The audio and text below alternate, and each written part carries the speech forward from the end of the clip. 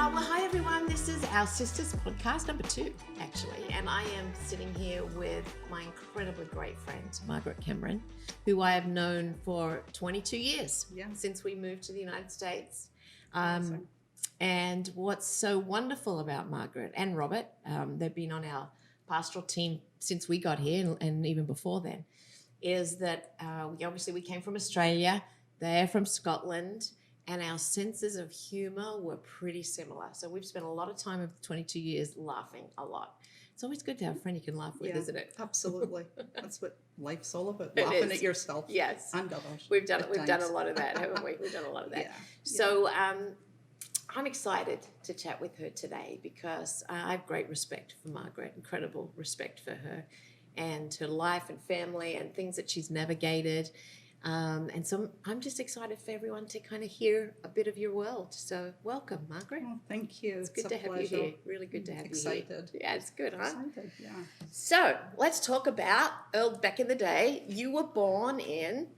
I was born in Cairnbulg, Scotland, which is a very, very small village, fishing village on the east coast of Scotland. Wow.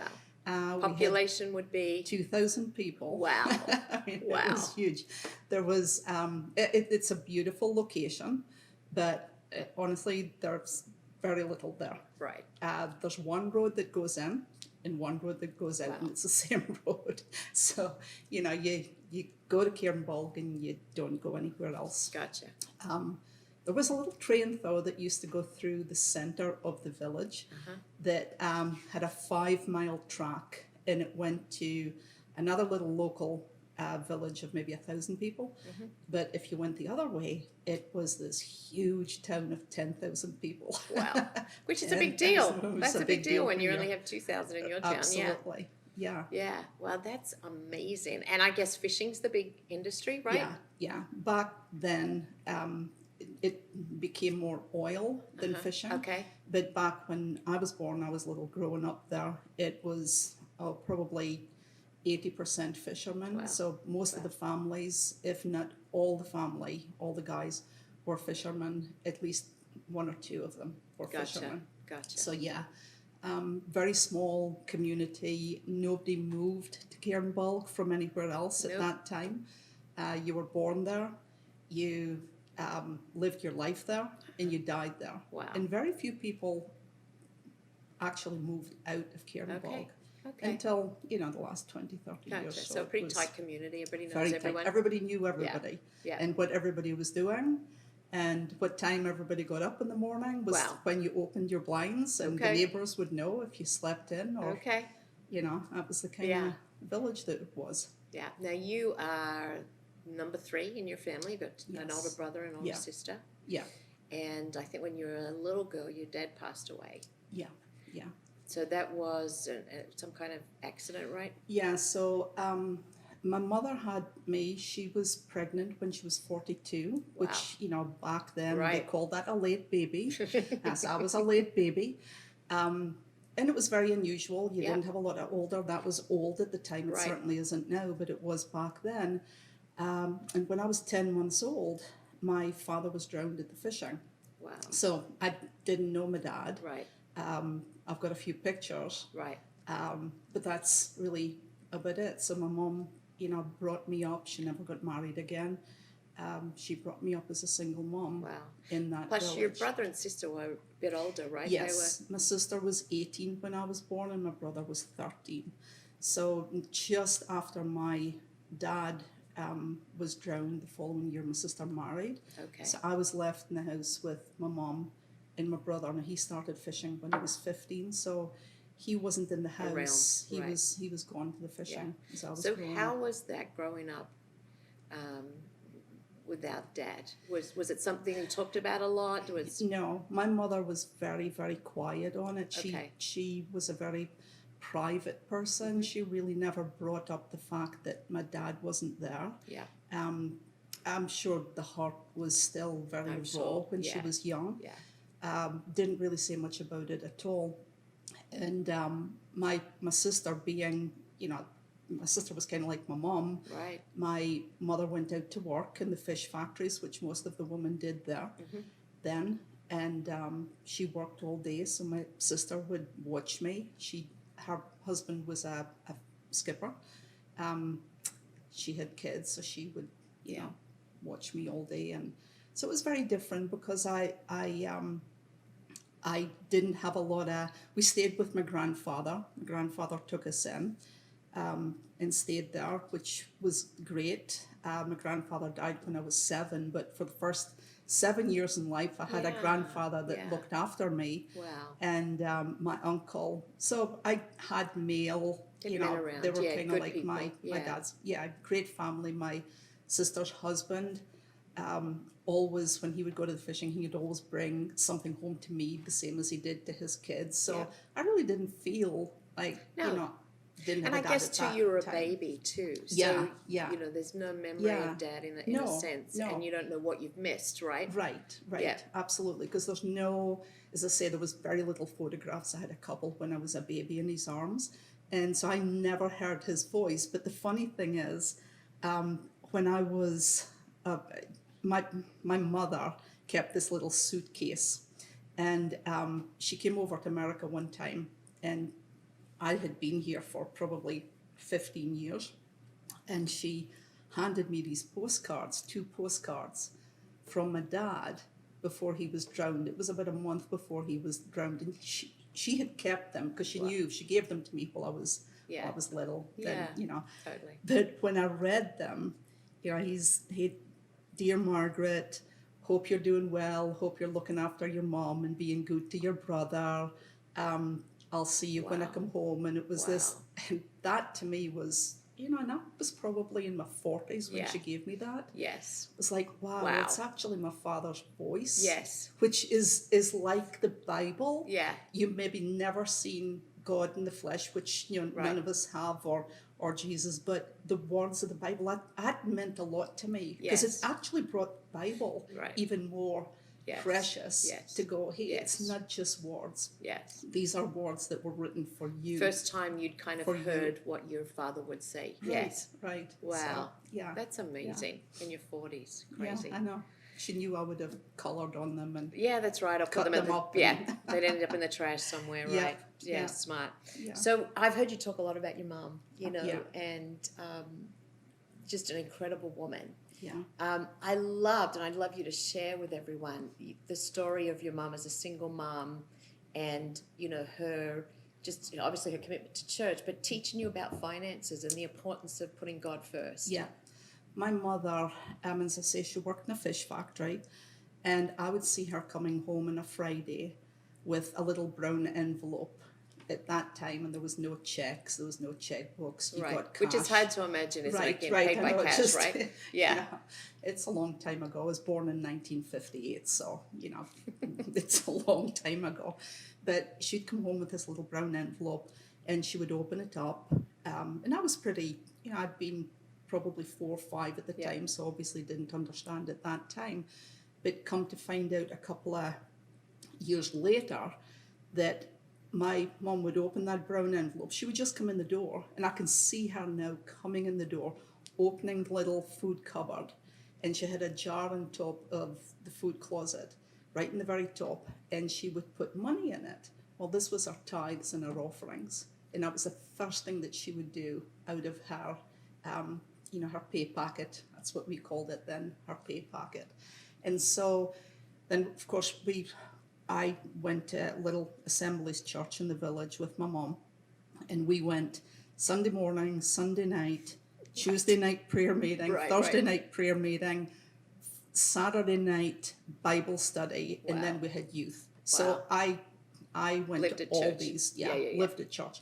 But my mom would always give me, on the Sunday, money to put into the offering basket. She would give it to me. So when I became a teenager, when I started to get money, of course it wasn't like, okay, so tithing, what is tithing? I had seen that from someone that could have easily kept it to herself, because my mom lived a pretty plain life. Yeah. She paid her bills, but it wasn't fancy. It wasn't fancy at all. But the importance to her of giving, and she tithed. That was a given. but she also gave.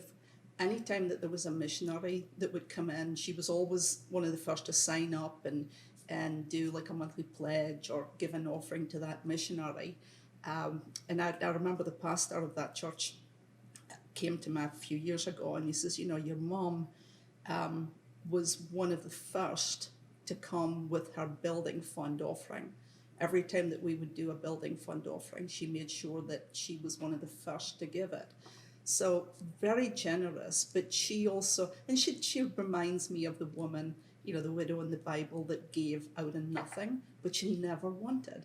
And the funny thing is when she, my mom never had a car, again, that generation and in that area, a lot of women didn't drive because the buses weren't there.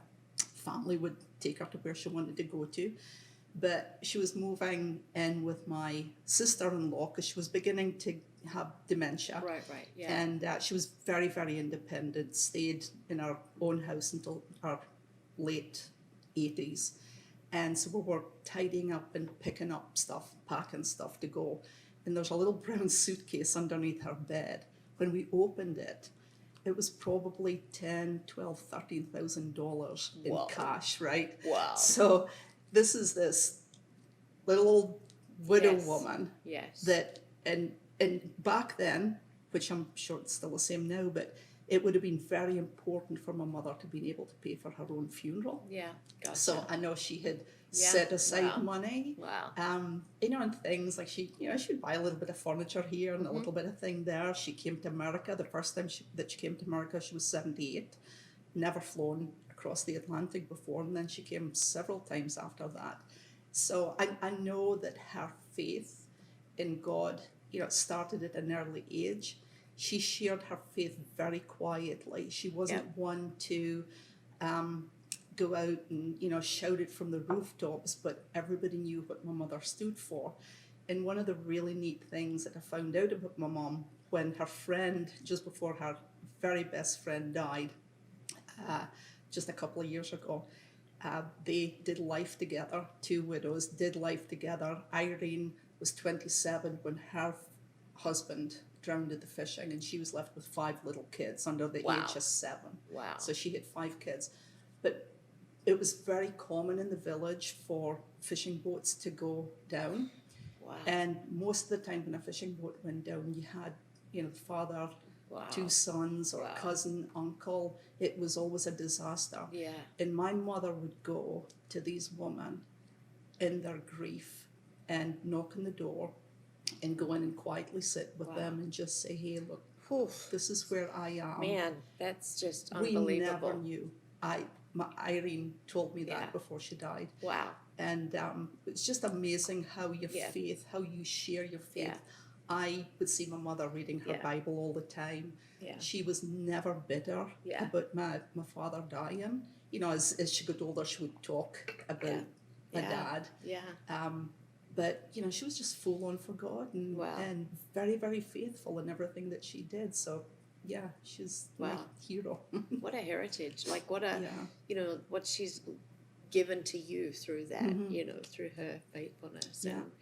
And I never met her, but I can see her in you. I can see your life today is a reflection of everything you just talked about. So, whoa, what a woman. So let's talk about meeting Robert. So you've been married how long?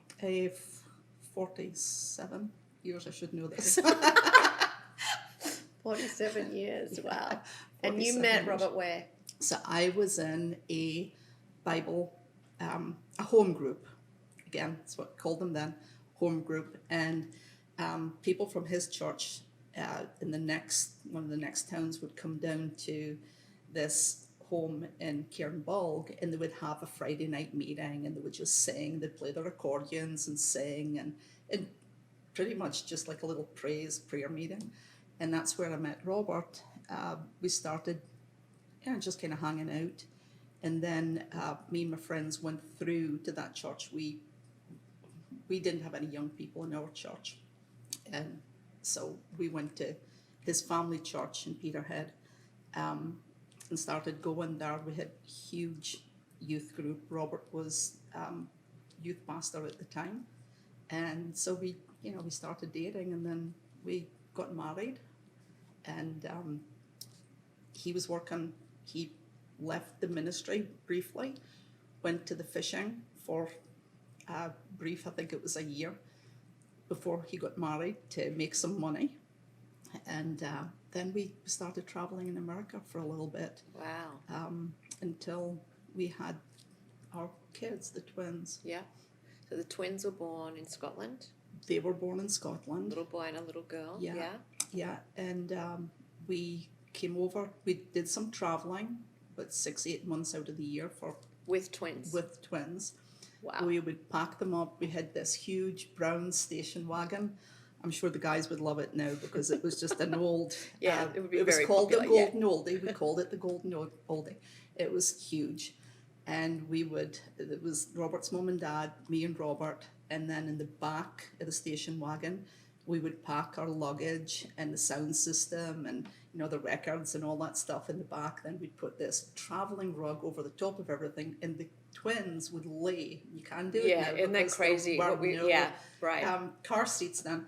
They would just lay in the top on their backs, and we'd go for thousands of miles, them just reading their little books until we, go to church and then move on, go somewhere else. So we did that for about 2 years. Then, of course, it was time for the kids. We had to make a decision about going back to Scotland or moving here. And everything just happened that coming to Virginia Beach, we rented a house. There was 3 Margarets in it at the time. It was a big house, but we had Robert's mum's name was Margaret, his brother's wife's name was Margaret, and I was Margaret. So we had 3 women in one kitchen, all by the name of Margaret, which was funny. But that's it's a long time ago. It is, and obviously Robert travelled, and the family would sing and minister in churches and. Yeah. And then, I think you had David. David was born in Scotland too, right? David was born in Scotland. He was born in Scotland before we actually moved here. Okay. David was 6 weeks old when we moved to America. Okay.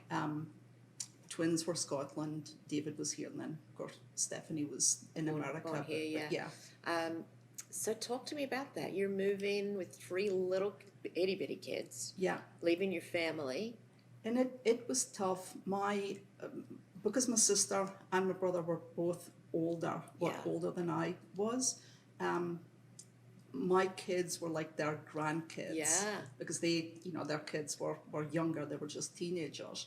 So it was very, very difficult. We'd go home. I would go home in the summertime, every summer, from when the school went out in May and came back in September for the first few years until the kids got a little bit older. And then even after Stephanie was born. But, I'd be in Scotland all summer, and just, it was heartbreaking leaving again and saying goodbye. Every time there'd be a crying match, and we'd all sit, there'd be about 20 of us in my Uncle Jim's house on a Sunday night, and the fishermen, they would come and say bye before they left for the fishing, and then there'd be this big crying party. Yes, that's. And then next morning there would have been a storm, so the fishermen didn't get away. So we'd have to do it all over again because they'd come back the next night. Oh, no. So it was very, very emotional every time you came back. But the longer that we did it, when and one of my big concerns was, my mother was getting older. Yeah. And leaving my mom. Yeah. And I mean, again, my mother said to me, she says, Margaret, you need to do what God wants you to do. Yeah. If God wants you there, then, and it was just a release because I was feeling like I needed to be in Scotland with my mother, giving her grandkids, being the youngest, we always had I was the baby, so there was always a close relationship with her. But again, she gave me that freedom. Isn't that awesome? What a gift. To go. Yeah, it was. And that really was a turning point because, from then on, it was, okay, I know this is where God wants me to be. I don't know what the plan is. Right. I don't know the whys, the whats, but this is where God wants me to be. Awesome. So, And once it's settled in your heart, you're good. You know, it's like, okay, I'll get on with it. yes. And kids grow up and their life becomes here too. So that kind Right. of makes Right. it, helps it to Right. be a little bit easier. Right. So you have a husband that's traveling most weekends. Yeah. How are you Yeah. doing that? You know, you're staying at home with kids, right? Yeah. So I didn't work. I was at home with the kids 7 days. We were planted in the church here. Yeah. So on Sunday, Sunday morning, Sunday night, I would take the kids to church. Robert was gone. He was basically only home round about Christmas time. Most weekends he was gone. Now, he'd be home through the week sometimes, but he would go in February for a 6-week trip every year. He went Wow. to Phoenix, and that was always tough, especially when Yes. Stephanie was born in February, and he left when she was a week old. Wow. And so, yeah, there was, but even then, you're emotional when you've just had Yeah. a baby anyway. Yeah. And I remember Robert calling me from the trip, and he was at this church that he used to go to, Glenn Foster, he was a prophet. He was a great, had a fantastic church out there. And Robert called me and he says, hey, by the way, Glenn said to tell you God hasn't forgotten about you. Now, you've got to know Glenn Foster. He was a very man's man. Gotcha. He wasn't one he didn't, throw out words. Sure. So Yeah, I knew. I understand what you mean, yeah. Okay, and there were always these encouraging times and encouraging words that you would get that just made it like, hey, okay, there are days that you feel down. There are days that Yeah. I would have liked to have been, and I think you always have that, Totally. right? Everybody Your family, does, yeah. oh, what am I doing here? I should be home sitting having tea with my family. But when God's got a plan for you, Yeah, and that that's goes right. back when I was a little girl, the funny thing is, I always wanted to go somewhere. Uh-huh. And this village, again, most people, women especially, you didn't go to college, you got a job in either the factory or in an office, and you didn't move away, so you didn't Okay, go to college. so that was no your nothing. life. So Uh-huh. that's your life. But I was 5 when I ran away the first time. And I took that. You're one of little- those kids, right? I was one of those kids. I got in the train. Then you could get in the train By yourself at years 5? by myself. Whoa. I have pictures of the train of that train. Not me on the train. I wish I did. But as I say, that train track was 3 miles. So you went, half a mile this way to the next village, or 3-4 miles to the big town. Well, I went to the next little village. Okay. But I also found out about my mother's jar. And I got on this stool, got Oh up, dear. and took some The money money out of the my jar. mother's Ooh. tithing jar. Oh dear. So God does forgive. That's funny. But yeah, went off to the neighbouring town. Now, what did your mum do when she figured out what happened? Oh, well, so she had, in the village, the hairdresser was the postmistress. So you had the post office, and the lady in the post office, at 4:30, she'd close the post office, Yep. and then she became a hairdresser for the next 2 or 3 hours, right? Wow. So back then, Life everybody was got... simple, it, right? It was very simple. Yeah. Everybody got perms. Yes, Nobody back had in the straight hair. day. It wasn't Yeah. blow dries. Yeah. Everybody had perms. So when you booked a perm, you'd book it months out, and you couldn't change it, or that No, was it. right. Because, you got one person, That's it. 1,000 woman, whatever. So she had made an appointment to go. Well, of course, I'm not home. So she comes home from work. I'm not in the house. She and my mother didn't panic easily. But, I mean, again, I was 5. Well, anyway, I decided that I wasn't going to run away, and came home. It was dark, and it got dark in Scotland at 3:30 in the winter time. In the summertime, it's 24 hours Right. daylight, but in the winter time, it's dark. So I can just remember my mother's face when I came in through the door. She was going to kill me. Yeah, I bet. And my grandfather, who had been in his 80s at that time, and he was just a lovely, loving old, the old Yeah. sweater, and the Yeah. old cap, the old Scottish guy.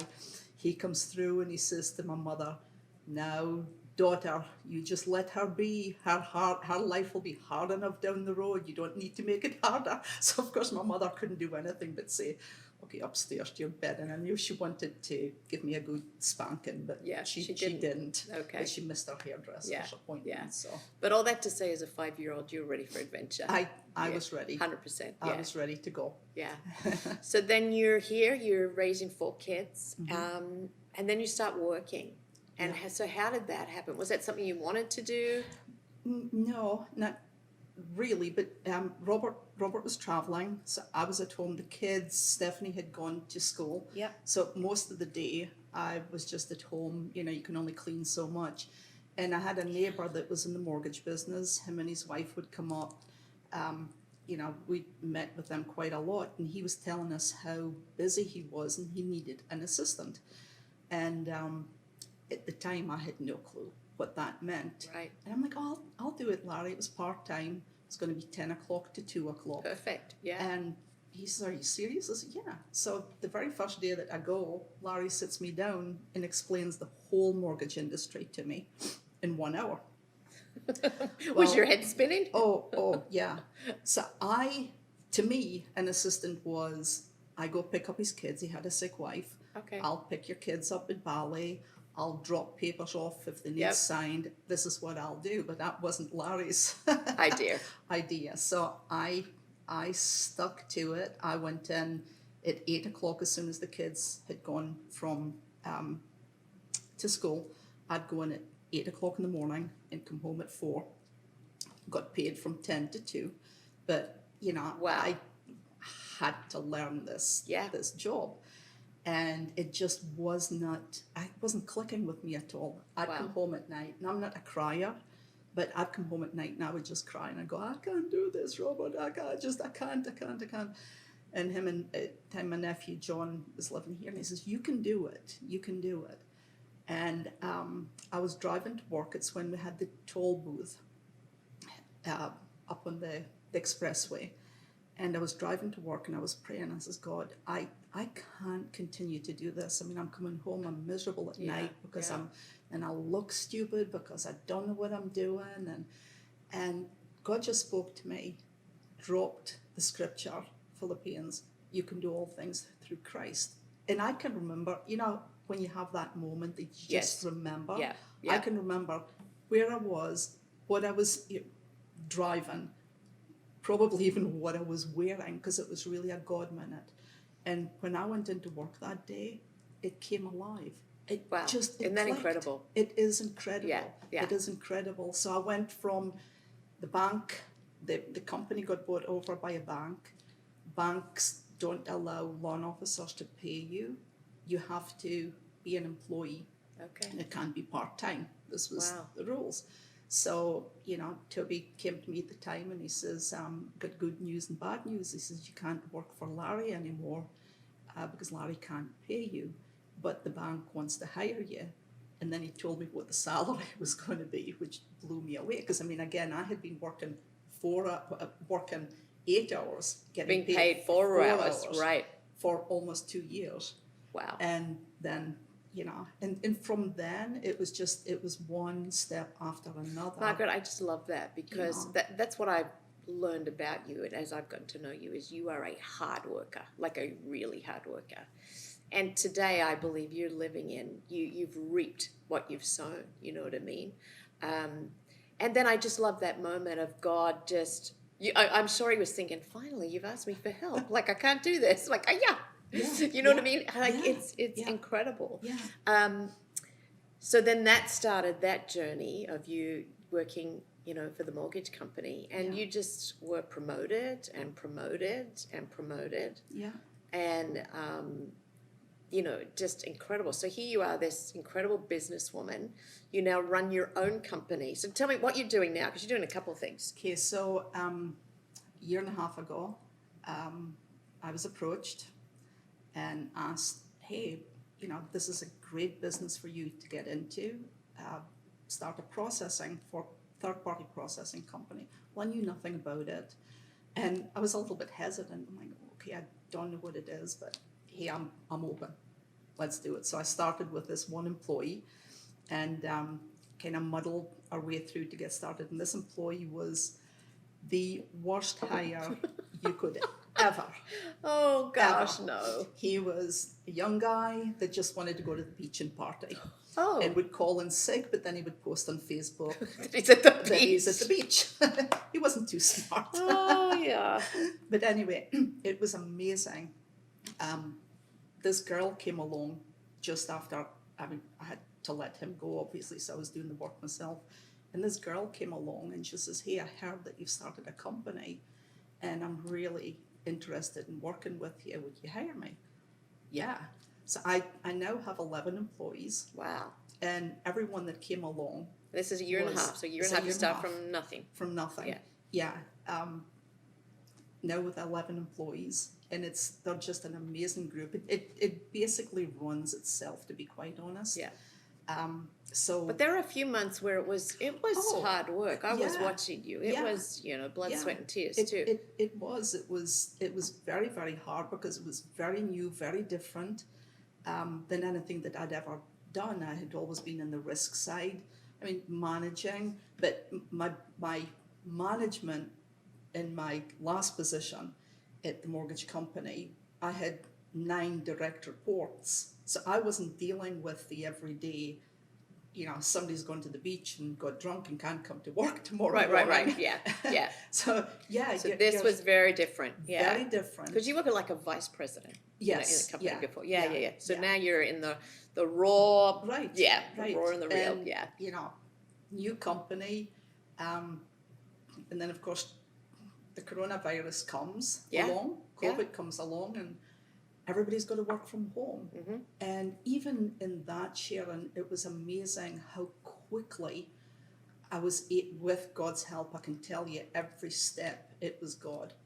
Just switching from working in an office to everybody having to work from home and it working. Yep. My employees were working. We didn't miss a beat. Wow. It was amazing. It was just, I can't go into every little, but there was a lot of little details that came together. Wow.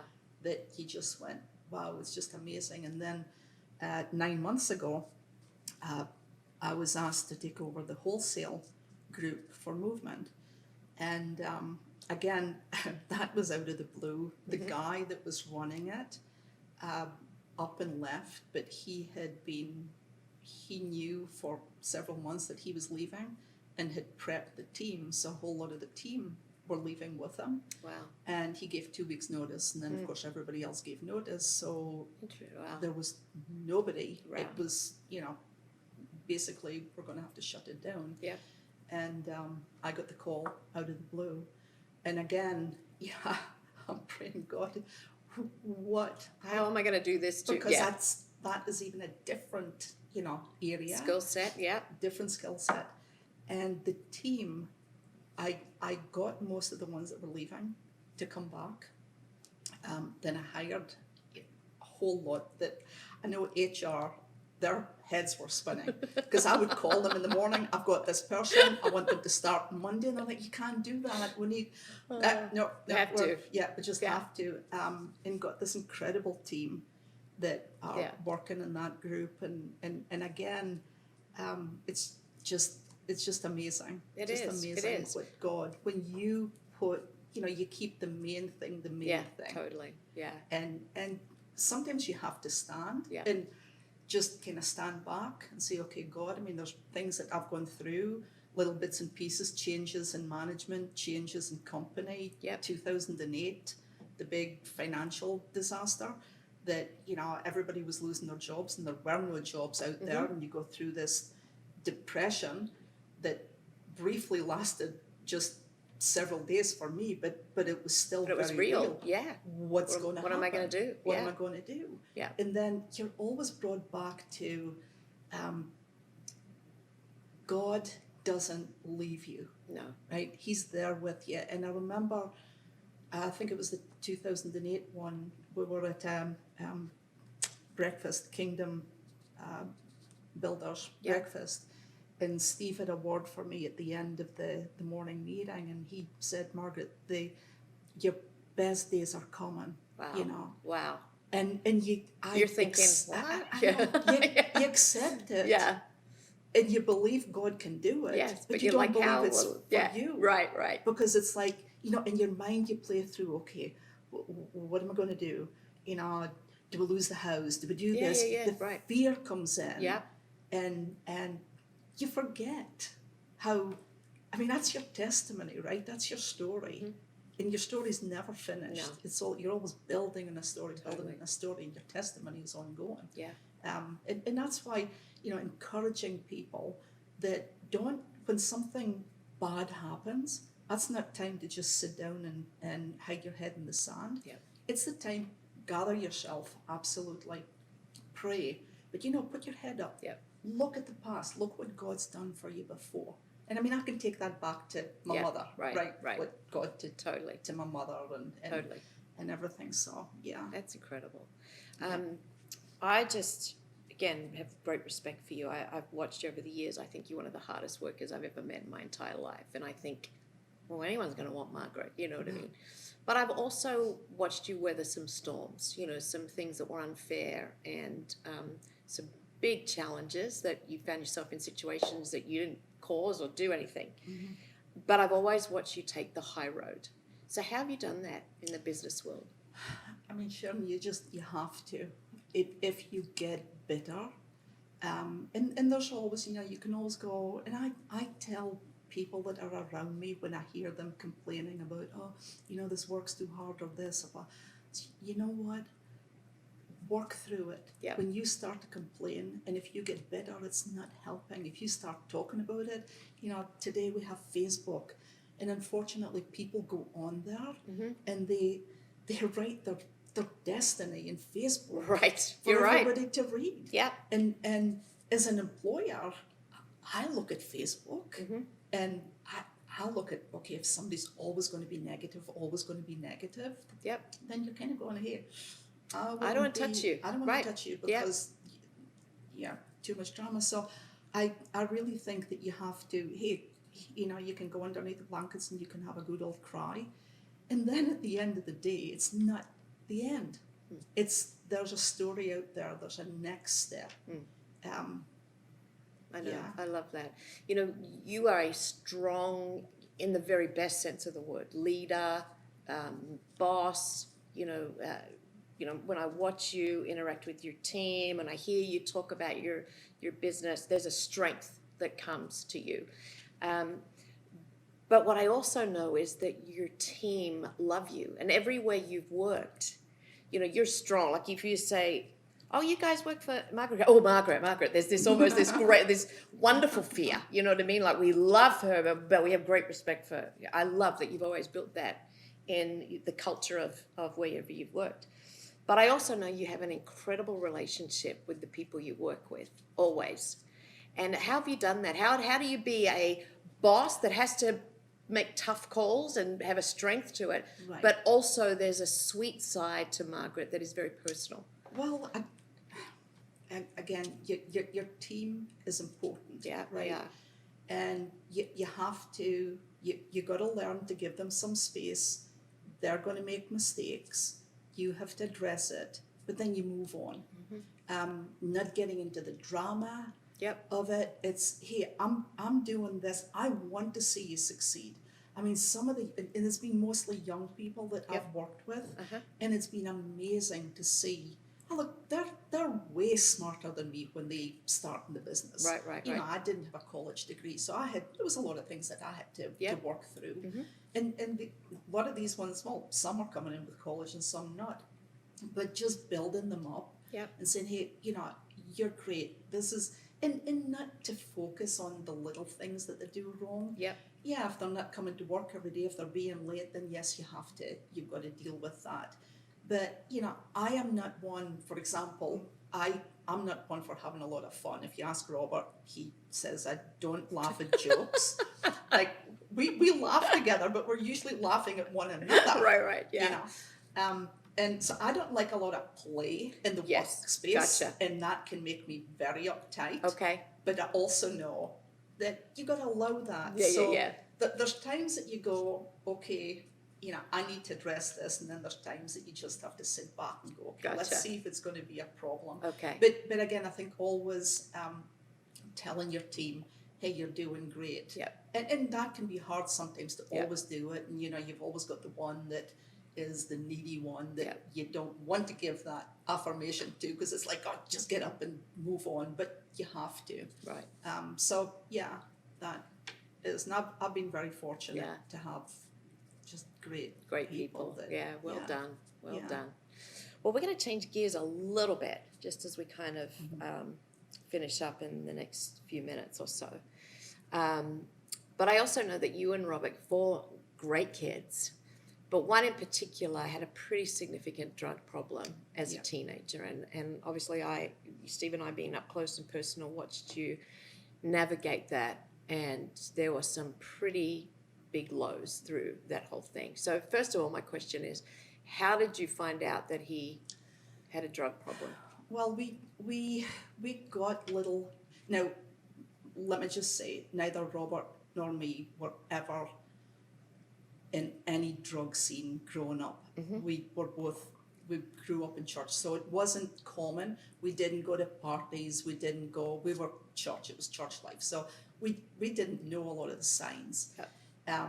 The oldest 2, my twins, I mean, they went through youth group, you know, all the way up until they were 18. So it was always a youth in the house, church, you know, outings, that sort of thing. David was the middle kid, and he was 6 weeks old when he came to America. And that was when Robert was doing a lot of traveling. I'm not blaming that at all. You know, there's things you look back and there's things that you could have done better. He was the middle child. Yeah. So I think David always felt a little bit left out. Gotcha. You know, didn't have the best feeling about himself. Yeah. So when he was 13, 14, we started to see little things, heard, you know, the neighbours were concerned. But you don't believe it, right? You don't want to believe it first. But as he got a little bit older, then we started to see stuff in the house go missing. The lies would happen. You know, obviously stuff going to the pawn shop. So he's selling your stuff. He's selling stuff. Gotcha. DVDs, CDs, anything just to get to support just the habit. to get some money, right? So when he was 16, we decided we were going to take him to a counsellor, and it was just before Christmas. And he played hooky at school quite a bit, but you know, he would go down he would go down the front stairs to go to the bus and go up the back stairs to go to his room. I didn't know he was back in the house, and then of course he was hanging out with friends. And the high school that he went to was very well known for drug use, and the teachers would wave bye to him on a Friday at noon. They knew that he was going out, but nobody ever said anything to me. He was missing school. By the time that I got home, he had erased that was back in the day when you had the phone, what do you call them? Answering machines. Yeah. Everything's so archaic now, right? So he would erase that, and then he would pick up the mail. So if there was anything from the school, you didn't have cell phones, weren't a thing. These kids are so stinking smart, aren't they? So finally they tracked me down, and I had to go to high school and find out that for the whole year David hadn't been going to school most afternoons. So we knew, okay, we have an Something's issue. going on, Right. And we went to the counsellor. It was right before Christmas. I didn't like the advice that he gave. So we're like, oh, we can fix this by ourselves. Okay. And we couldn't. Yeah. So, time went on. He went into Teen Challenge. He was there for 5 weeks, had some amazing stories about that. But as soon as he got out, they were after him. It was like that goes. I mean, he wanted out of it, but he couldn't get out of it. Yeah. And so it continued, and then we were fed up. I was fed up of having to lock my bedroom door. Stephanie was at the house at the time, and her things would go missing. And so we said, David, if it happens one more time, we're going to go to the police. Oh, wow. And he said, okay, you know, so it happened, and it was about $150 worth of garage stuff. It wasn't much, but, you know, we had decided that we were going to do it. We didn't know what the outcome was going to be, right? Mm-hmm. Which was probably a good thing. Yeah. But you're frustrated. You have this young man living at home. You don't want to put him out on the street because you're worried about his livelihood. Right. But what do you do as a parent? Right. Yeah. Right. And it was getting worse. And we knew, I mean, I had a little chase down First Colonial Road as a mother, going, some guys driving his car, and he was in the back, and I was chasing them. And David said, you shouldn't have done that. That was a very dangerous situation. But as a mother, right, you're going to get in there and you're going to stop it. And that was all at the same time. Yeah. So anyway, we go to the police. They said, David, what, you know, why are you here? And the policeman, actually, the detective laughed. He says, well, I've never had a kid come in with the parents before. And he says, well, I did wrong, you know. Yeah. So long story short, you know, he's got to go to the court. He gets charged because there's all these little, again, what we didn't know, you've got 2 different pawn shops, you have 2 different, laws, very interesting. Yeah, sure. But anyway, he was put to jail. He got some time in jail. How long? He had, I think it was 8 months, if I remember correctly. So that would have been quite shocking for you. It was, because we were thinking 30 days. Yeah. You know. Or even the police are going to challenge him, maybe this will turn his life around, and boom, 8 months. Yeah. Wow. But they kind of threw the So how are you feeling through all of this? We'd go to visit him the first time that we did. He was local in the Virginia Beach jail, and you don't get to see them, which was another shock. You're sitting in front of a camera. Yeah. The first time that we go out, you know, you're just in the pool with everybody else, and they're just kind of, you know, down there, sit there. I see him on the camera, and he's very happy that we're there. And the first thing that he says, Mom, you know, I'm not mad at you and Dad for doing this. Wow. Of course, you know, I lost it. Of course. Then it got easier. Because you never you plan or expect for your child to be in jail. Your baby that you, you know, you hugged. I would take David out. He slept so much when he was little. I would take him out of the crib and wake him up. Never had to do that with the twins. So, you know, it was very different with David. But anyway, he got 8 months in the local jail. At the same time, there were 2 young girls killed on Virginia Beach Boulevard by a drunk driver that was under the influence, and he was an illegal immigrant, alien. Yeah. So it went national. Okay. It went national, all in the national news. So of course they swept all the prisons in Virginia to see if anybody was any illegal in there, so that they could deport them. Well, David had a green card when he was 6 weeks old. At 18, you have to get a new one. I mean, it's not like you've got to apply and you may get it, you may not. It's it's like your driver's license. Yeah. You've got to renew it. Well, of course, he'd never been out of the country since he was younger. He saw himself as American, and he got deported. I mean, that was heartbreaking. Margaret, I remember you going to... Is it the special kind of court, isn't it? Yeah, we went up to Northern Virginia. And I know we were all praying and just trusting God, you know, and I remember you calling and saying, no, they're going to deport him. And I can't imagine as a parent, you just feeling helpless and what the heck? It was, I mean, again, I would cry. The good thing for me and Robert, because it would have been very stressful when we made that decision if we weren't 100% together in doing it. Wow. And you know, I was mad. Yeah, I'm going, I can't believe, you know, why did we do, and Robert says, no, remember, Margaret, we made this decision together. Wow. And I says, yeah, we did. Yeah. You know, and I mean, I would cry. I would. Yeah, because this is your baby who is now being sent back to Scotland. He's never lived there. Right.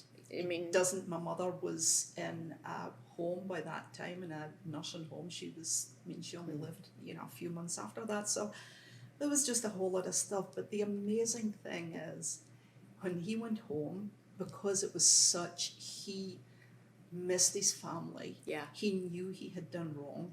Yeah. And now he's facing the consequences, right? Yeah. Ugh. But he meets this lovely young girl. Mm-hmm. They start dating. They got married 10 years ago.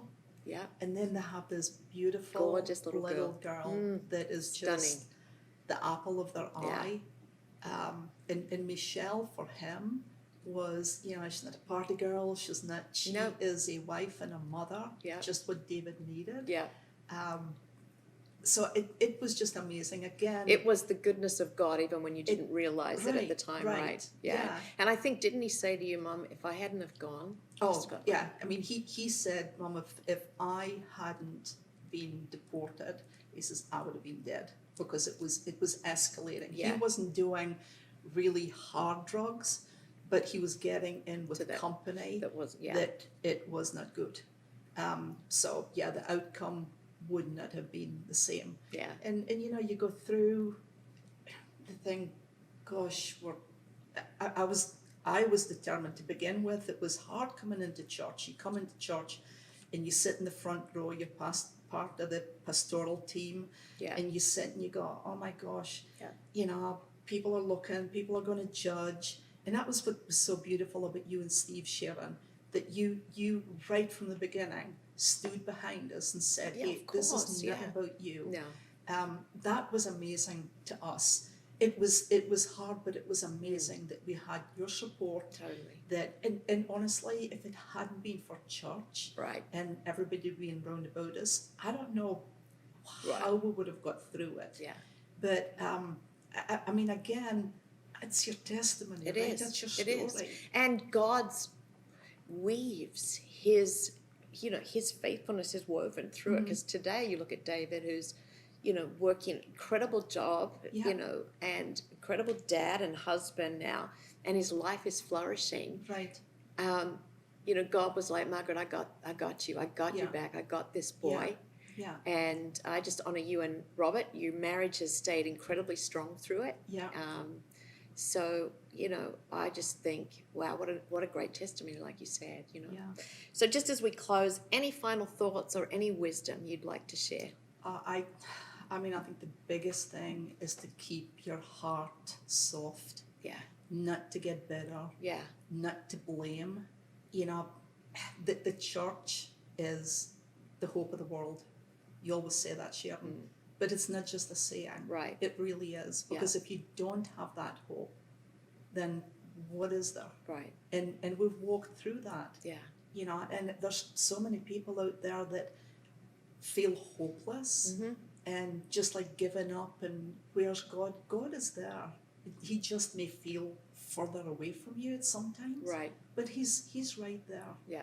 But yeah, I would say the number, don't get bitter. Yeah, it's so true. Yeah. Wow, Margaret. Wow. I'm glad our worlds collided 22 years ago, but I just want to say thank you. Thank you for sharing your story. Thank you for being so honest and open and vulnerable. And thank you for being great friends to Steve and I. Like, as much as you'd say we've helped you, you guys have definitely helped us too. So, we love you guys. We are... That's the kind of a wrap. But thank you for joining us, and I just love Margaret, and I hope and I know you will have taken away some incredible gold from today's conversation. So we love you, and until next time, we'll see you soon.